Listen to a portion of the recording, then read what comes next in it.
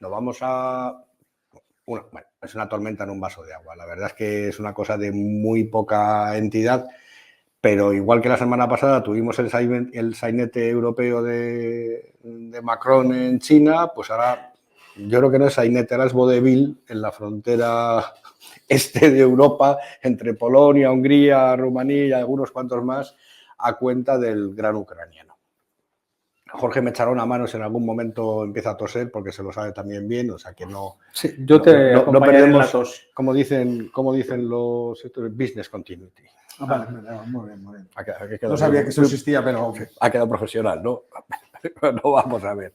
Bueno, como sabéis, he puesto hay un gráfico, el primero de los que he puesto. Como sabéis, el problema de sacar el grano ucraniano por el Mar Negro está funcionando más o menos, pero está funcionando a medio gas. En el gráfico lo que veis, pues se sigue sacando y se sigue exportando grano ucraniano a través del Mar Negro, pero prácticamente la mitad que antes. ¿Por dónde está saliendo? Por dónde está saliendo, si os acordáis, hace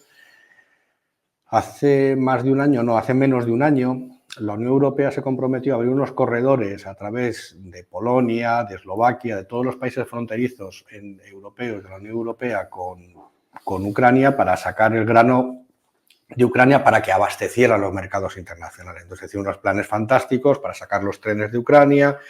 Los trenes iban a ir, en teoría, a los puertos polacos en el Mar Báltico, iban a sacarlos por Rumanía, por el Mar Negro, pero ya en aguas rumanas, ya no iba a ser todo el follón este. ¿Qué es lo que ha pasado? Lo que ha pasado en los últimos meses es que el grano sale de Ucrania y se queda en Polonia, se queda en Eslovaquia, se queda en Hungría. ¿Qué es lo que ha ocurrido? Es que en los mercados minoristas ha hundido el precio del grano en estos países y, claro, los agricultores polacos, fundamentalmente los polacos, han puesto el grito en el cielo porque les están arruinando la situación.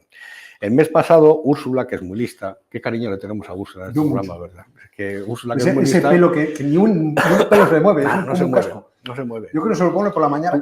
¿Tú crees que seguirá con los mismos estilistas que el resto del gobierno alemán? ¿Os habéis enterado de esa noticia? No. ¿No? Pues es divertido. Veo que su tipo de ropa es una evolución de la del este que lleva. Sí, no, pero es una noticia divertidísima. Creo que en la que se ha gastado más dinero de todo el gobierno alemán en maquillaje y peluquería es Baerbock, la ministra de Asuntos Exteriores, pero os estoy contando... No era una chica de izquierdas, ecologista. O sea, creo que se ha gastado más de 130.000 euros en maquillaje, pero lo estaba viendo con mi mujer, dice, bueno, esta chica lo entiendo, pero Scholz, o sea, dice, con lo feo que es, digo, pues se ha gastado más de 40.000, dice, ¿en qué?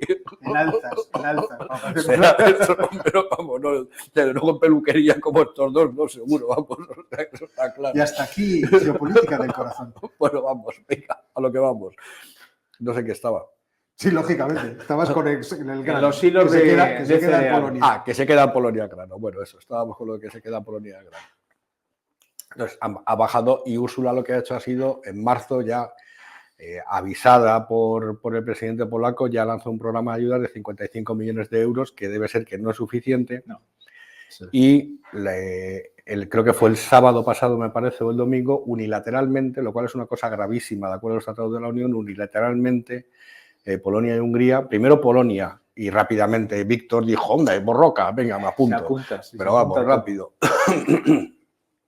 Bloquearon las importaciones de cereal ucraniano a través de su frontera. Entonces se lió el lío, pero además lío monumental, esto no podía ser, no puede ser por una razón. La primera razón es porque en el marco de la Unión Europea todas las competencias relativas a comercio exterior están centralizadas a nivel europeo. Es decir, un Estado miembro, por el mero hecho de pertenecer a la Unión Europea, renuncia a firmar acuerdos comerciales unilaterales, a poner aranceles, a bloquear exportaciones, a poner subsidios, a nada que tenga que ver con comercio exterior, con lo cual se han saltado los tratados, pero del todo. Orbán, por supuesto, en cuanto hay fiesta, dice, ay, además nos saltamos los tratados, qué bien, venga, vamos todos a saltar. Lo grave es que después, si hubiera quedado en Orbán, dices, bueno, pues es cosa de estos chicos, pero es que luego se apuntaron en Eslovaquia, se apuntó Bulgaria y Rumanía se lo está pensando también porque el grano se está quedando allí.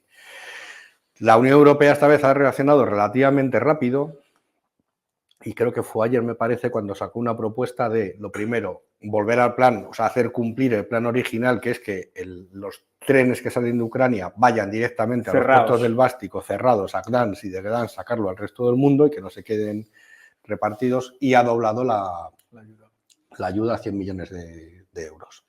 Pero claro, estas apuntes me los ha hecho Jorge, que son buenísimos, ¿eh? ¿Dónde hay elecciones dentro de poco? En Polonia.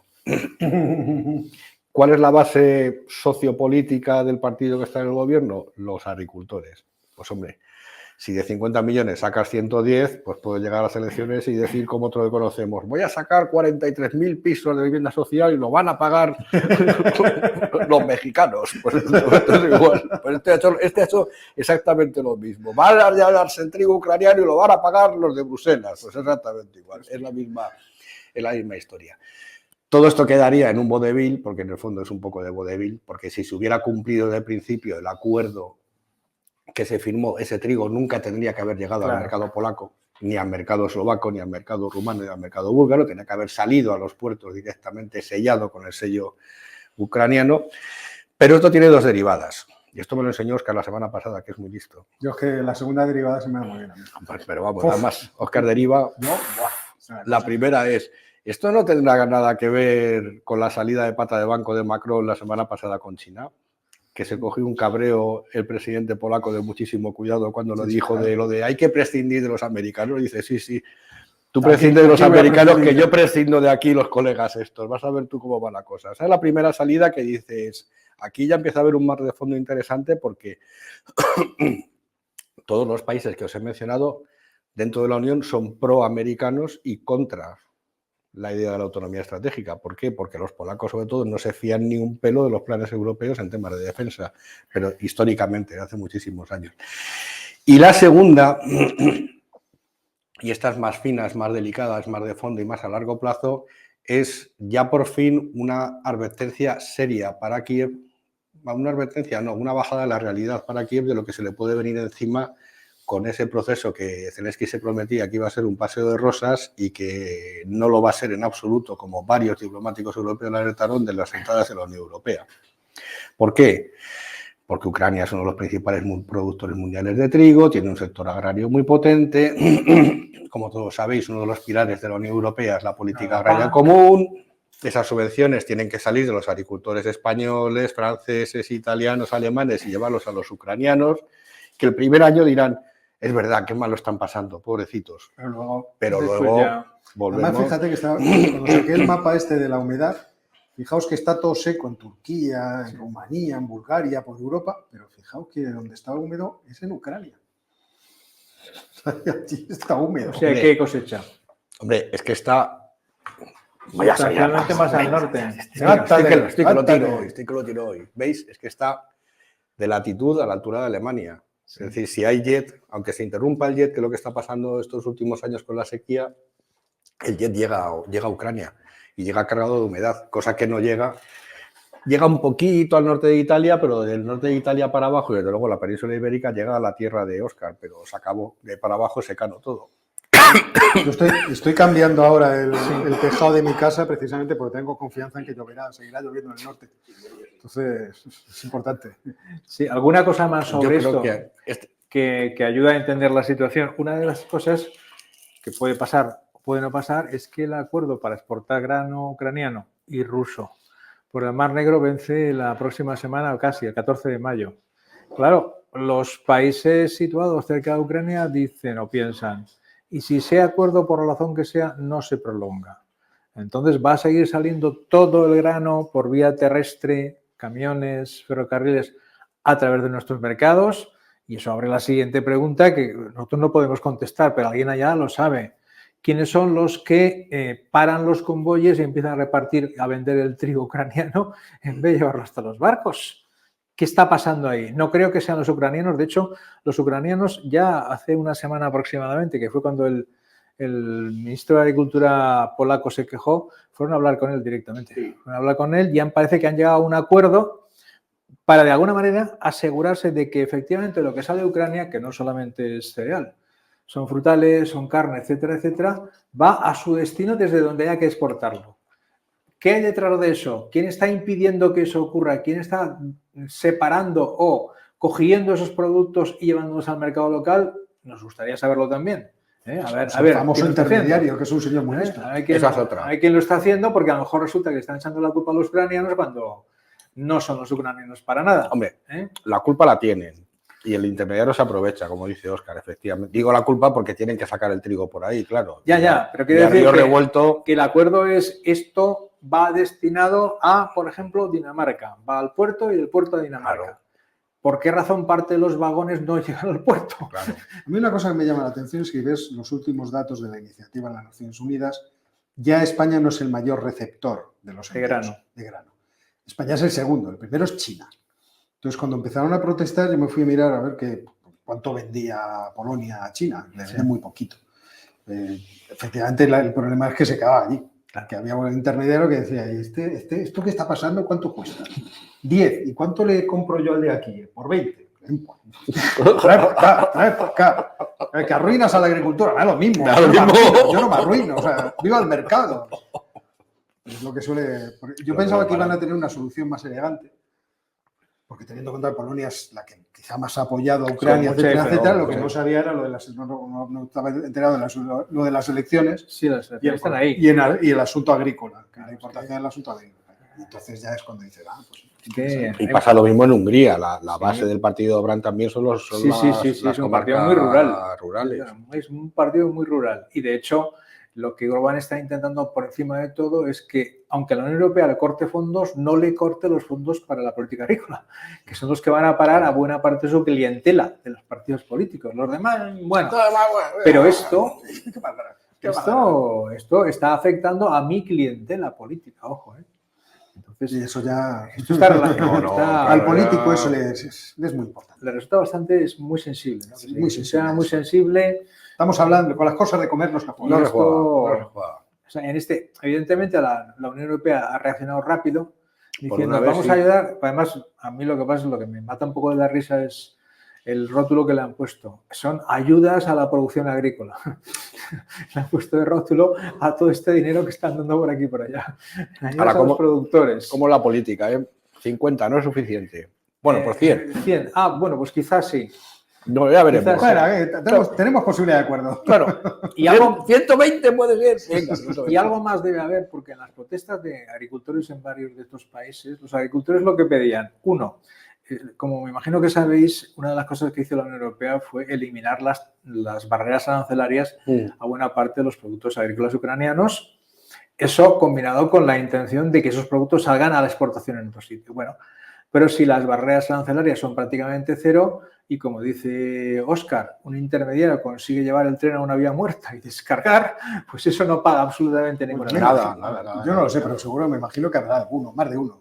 Guacho, Fíjate tú qué cosa más maravillosa. Entonces, todos los agricultores pedían dos cosas. O vuelven a subir las barreras arancelarias o nos compensan directamente.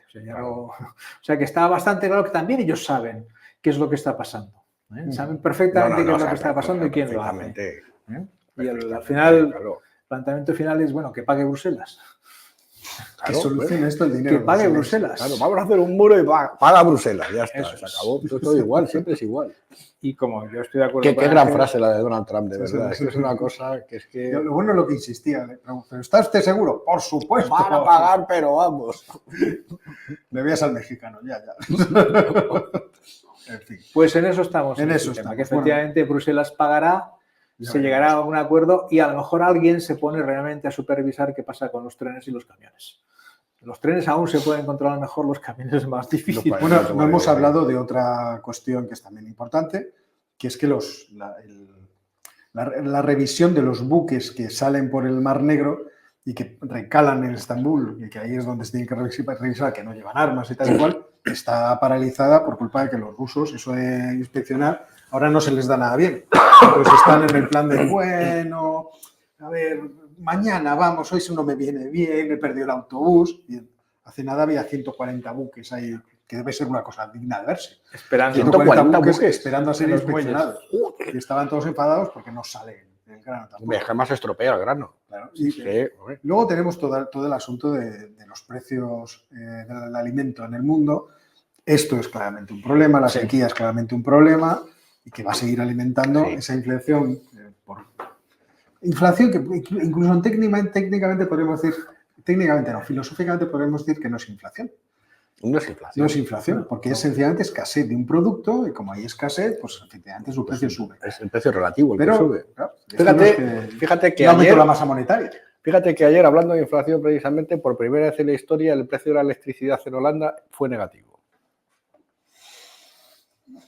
Hace 6 meses era un problemón. Se ha adelantado el llenado de los depósitos europeos 11 semanas. Llevamos 11 semanas de adelanto. Con lo que tocaría por esa fecha, ¿no? Que deberíamos tener dentro de junio. 11 semanas. Con la que está cayendo como para fiarse. Dice, mientras haya gas, vete llenando la saca y luego ya veremos.